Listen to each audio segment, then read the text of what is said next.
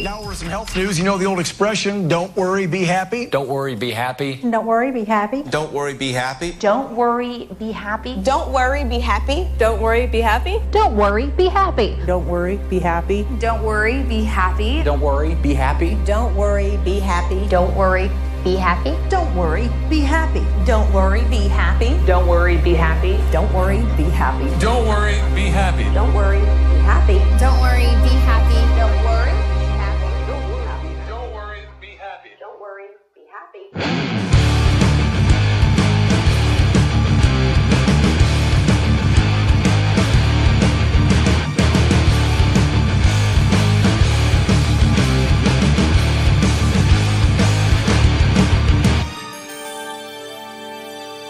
Ashley Banfield from a parking lot in Phoenix, reporting via satellite with Nancy Grace, who seemed to be in the same parking lot in Phoenix.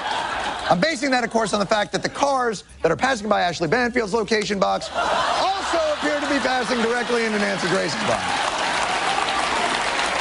In consumer news, economic factors may take some spring out of the Easter Bunny's step this year. Economic factors may take some spring out of the Easter Bunny step this year. Economic factors may take some spring out of the Easter Bunny step this year.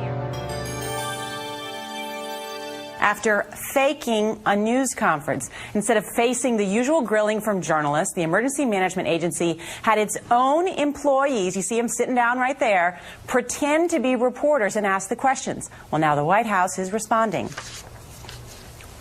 It is not a practice that we would employ here at the White House, or that we certainly don't condone it. We didn't know about it beforehand. FEMA has issued an apology saying that they had an error in judgment when they were attempting to try to get out a lot of information to reporters who are asking for answers to a variety of questions in regards to the wildfires in California. It's not something I would have condoned, and I'm sure will not do it again. Could this be the end of email overload? Could this be the end of email overload? Could this be the end of email overload? Could this be the end of We're going now to Saudi Arabia and Charles Jaco. Charles, are you still hearing me? Charles Yes, Jaco is just the air raid sirens are just now going off here near these U.S. bases in Saudi Arabia. We've sent the entire camera crews inside right now. We're all preparing to put on our gas masks, as we've been told.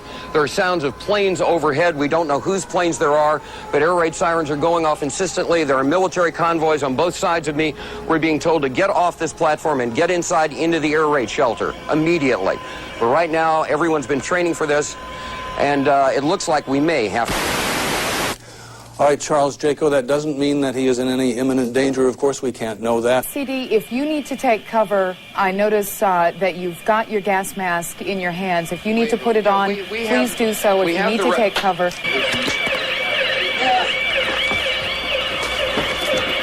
People are looking up in the skies, scanning the skies to see what they can see.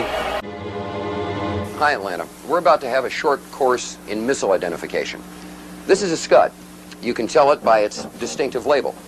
Now, when the missile is launched, the first thing you look for is the plume sticking out behind it. Now, when you detect this, you can tell it's been launched. Thank you. See the graffiti on it? Yeah, show me graffiti. Larry King show or bust. Je suis un journaliste américain. Woof. Woof. Woof.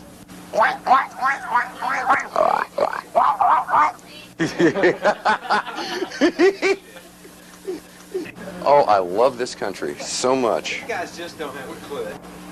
Well, Cheryl, it was almost exactly 2 hours ago when the sirens went off here in Saudi Arabia. Where we are in eastern Saudi Arabia, there was no problem. Now, let me just size my mask and fit it for a second, just like I always do. Stand by, please.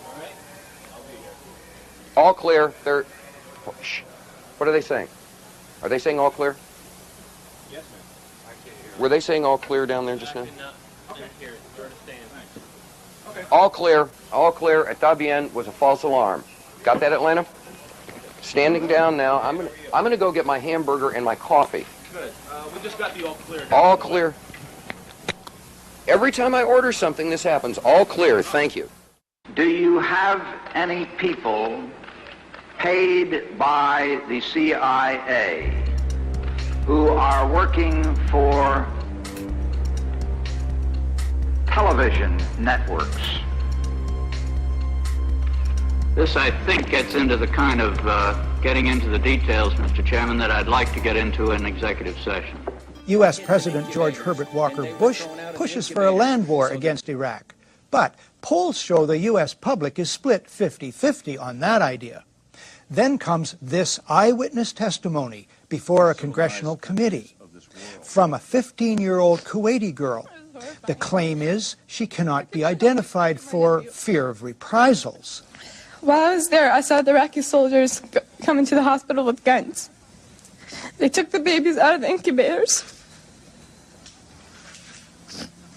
Took the incubators and left the children to die on the cold floor. The U.S. public is outraged. The result? Support for land war zooms. It's a turning point. Desert Storm is launched. 135,000 Iraqis are killed. An estimated 1 million Iraqis, many of them children and old people, then die as a result of 10 years of sanctions. One small problem. There never were any incubator baby deaths, not one. The Canadian Broadcasting Corporation's investigative flagship program, The Fifth Estate, reveals the girl to be the Kuwaiti ambassador's daughter, given her lines and coached in acting by the giant American PR firm Hill & Knowlton. It's one phase in a $10 million joint U.S.-Kuwaiti campaign of deception. This man is lying. I myself buried 14 newborn babies that had been taken from their incubators. This man is lying. And they had kids in incubators, and they were thrown out of the incubators so that Kuwait could be systematically dismantled. There were a lot of people who participated in a conspiracy. Yes, an out-and-out conspiracy of fake organizations, false documents, fraud, and disinformation. Do you have any people being paid by the CIA who are contributing to the national news services, AP and UPI? Well, again, I think we're getting into the kind of detail, Mr. Chairman, that I'd prefer to handle in executive session. I'm Ray McGovern, a 27-year veteran of the Central Intelligence Agency. Why did you lie to get us into a war that was not necessary and that has caused these kinds of casualties?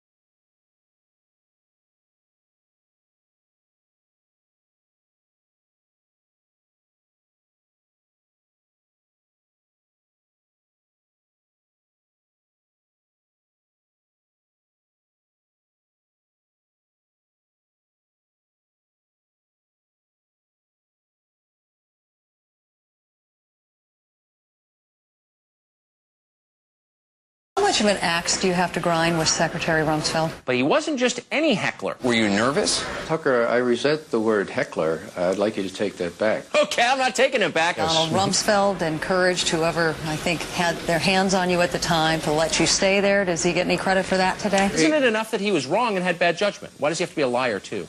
Well, you know, that's the question you'd have to direct to him. But won't. Right after 9/11, people were asked about Iraq, and only about 16% felt Saddam Hussein had anything to do with it. But with all of this propaganda coming out, Cheney and all those folks, about 28% believed that Iraq had something to do with it.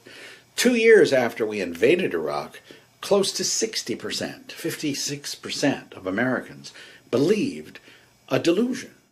What did Iraq have to do with what? The attack on the World Trade Center. Nothing. There are 5 giant multinational corporations who control all 14,000, virtually all 14,000 radio stations in America, all 5,000 television stations, 80% of our newspapers, all of our billboards, and most of the large internet content providers. So there are 5 guys who are deciding what we hear as news and information.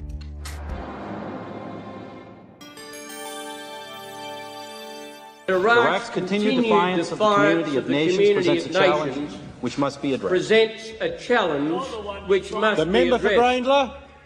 It is inherently dangerous to allow a country such as Iraq to retain weapons of mass destruction, particularly in the light of its past aggressive behaviour. If the world community fails to disarm Iraq, we fear that other rogue states will be encouraged to believe that they too can have these weapons. Whitney Houston died in a swimming pool. She had more than twice as much coverage on primetime TV than 250,000 people who died in Haiti. Lance Armstrong was involved in a doping scandal. Oh, my God. Almost 3 times more attention than we gave to the death of 250,000 people in Haiti. So 3 years after the Haiti quake, there are 378,000 Haitians who are still living in tents. Our Wolf Blitzer is not covering that story, okay? He's busy trying to entertain us. So now with Plenty dropping out, Rick Perry dropping in, and Michelle Bachmann and Ron Paul dominating the Ames straw poll, we got ourselves a race. We have a top tier. It is Mitt Romney, Rick Perry, and Michelle Bachmann. We have a new top tier, and it's Perry, Mitt Romney, and Bachmann. There's now a top tier in this race, at least for now, of Romney, Perry, and Bachmann. I mean, I think that's fair to say. Really fair to say? You're not forgetting, I don't know, anyone, say an ideologically consistent 12-term congressman who came within less than 200 votes of winning the straw poll? Isn't anyone going to give that gentleman a little love? There's a top tier now of Bachmann and Perry and Romney, and, you know, we haven't mentioned, and we should. Thank you. We haven't mentioned, and we should, Rick Santorum, who did really surprisingly well for the amount of money and resources he had. Rick Santorum? He didn't get half of what Ron Paul got. He lost to the guy who lost so bad he dropped out of the race. Santorum? We're looking at Mitt Romney, who continues to be the front runner, but we have Rick Perry as well, and now Michelle Bachmann. Let's not count out John Huntsman, though. What? John Huntsman? Huntsman got 69 votes.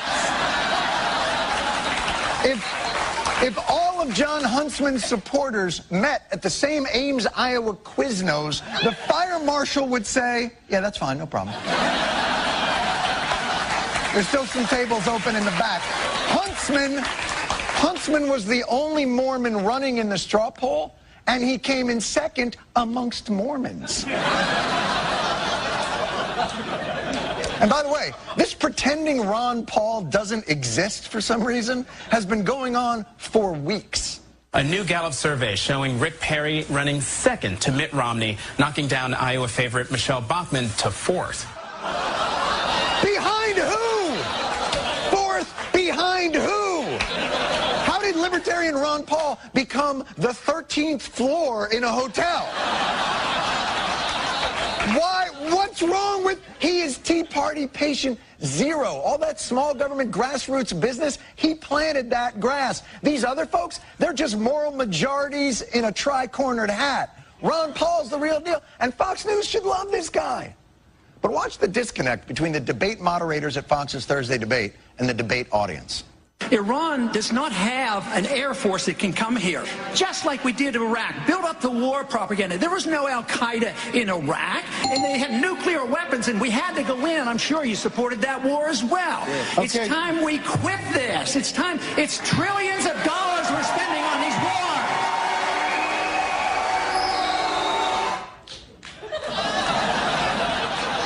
What's with the smirk and the eye roll? The guy gives it, the crowd goes nuts, and you do one of these.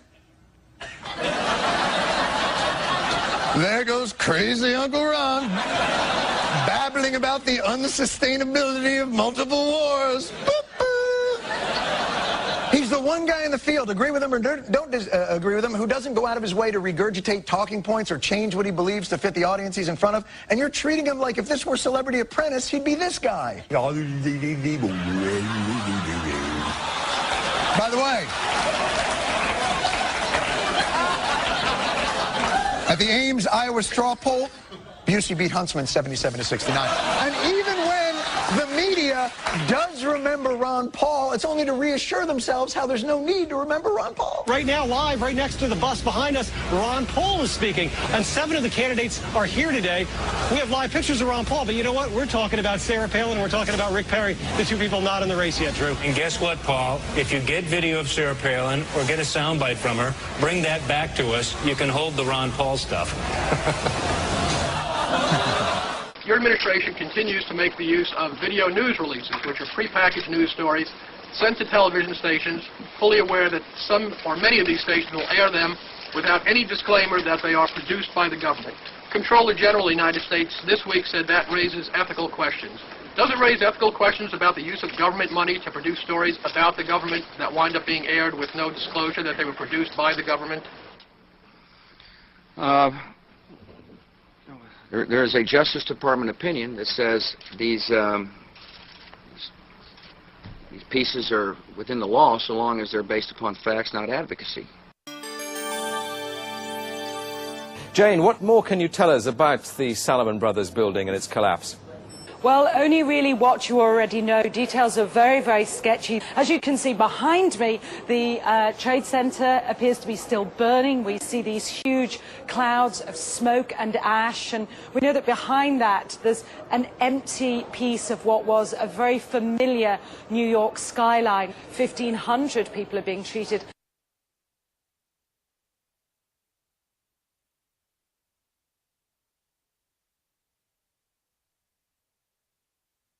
The collapse of World Trade Center 7 on 9/11 was a rare event. Our study has identified thermal expansion as a new phenomenon that can cause the collapse of a structure.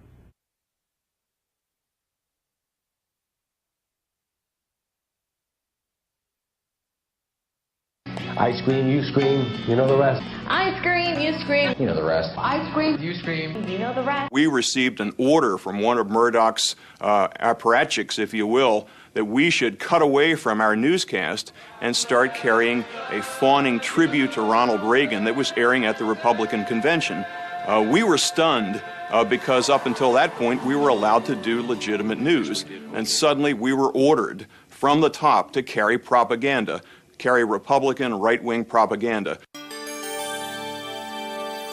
The U.S. State Department calls him one of the most significant financial sponsors of Islamic extremism in the world. Supposedly, a CNN reporter found Osama bin Laden, took a television camera crew with him. He's a major terrorist financier. Went into Osama bin Laden's hideout. We are put in a minivan with curtained windows and drive west. As night falls, we move to a four-wheel drive vehicle that makes its way up a rough mountain path past checkpoints manned by heavily armed men. Interviewed him and his top leadership, his top lieutenants and colonels and generals in their hideout. Mr. bin Laden, you have declared a jihad against the United States. Can you tell us why? The U.S. government has committed acts that are extremely unjust, hideous, and criminal through its support of the Israeli occupation of Palestine. And we believe the U.S. is directly responsible for those killed in Palestine, Lebanon, and Iraq. This is a CNN reporter with a camera crew. And he came out and told everybody, within 3 weeks, Osama bin Laden is going to attack the United States and Israel. Now, don't you think that's kind of strange, folks? You see, because the largest intelligence apparatus in the world, with the biggest budget in the history of the world, has been looking for Osama bin Laden for years and years and years, and can't find him. Some doofus, jerk-off reporter with a camera crew waltzes right into his hideout and interviews him. Now, that tells us two things. Either everyone in the intelligence community and all of the intelligence agencies of the United States government are blithering idiots and incompetent fools, including the entire apparatus of the FBI and all of their personnel, or they're lying to us. They're not looking for him at all.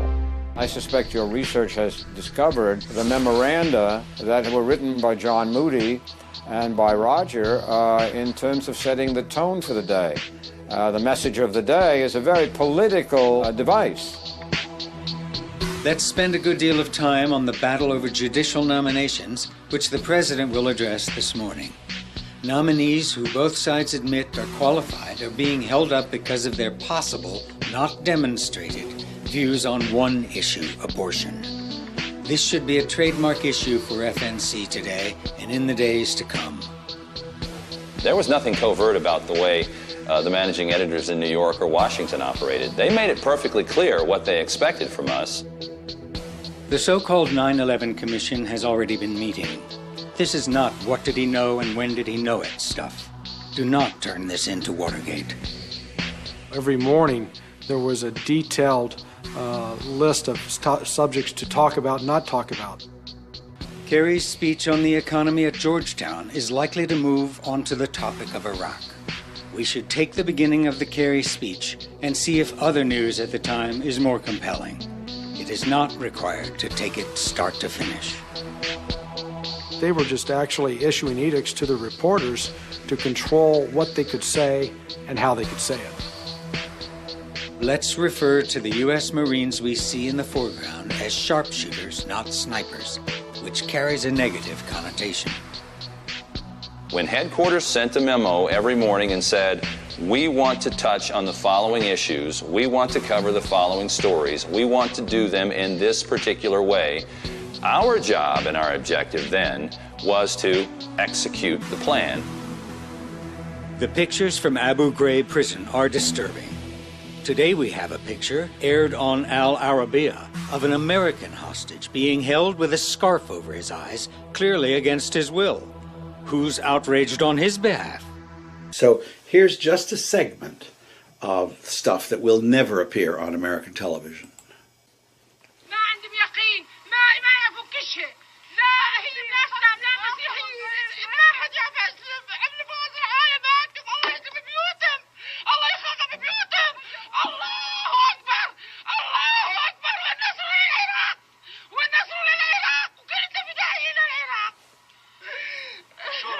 يضربوا المدنيين يعني؟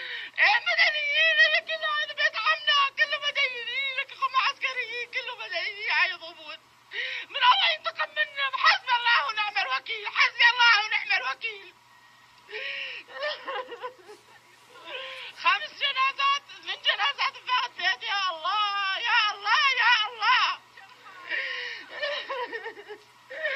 يا الله الله انتقم منهم الله خلحقنا منهم وينك الله وينك الله.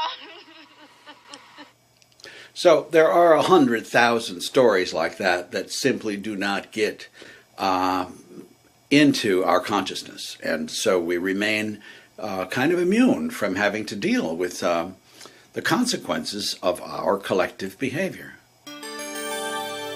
The documentary that we just saw a clip of never aired. It never aired on CNN International. Why not?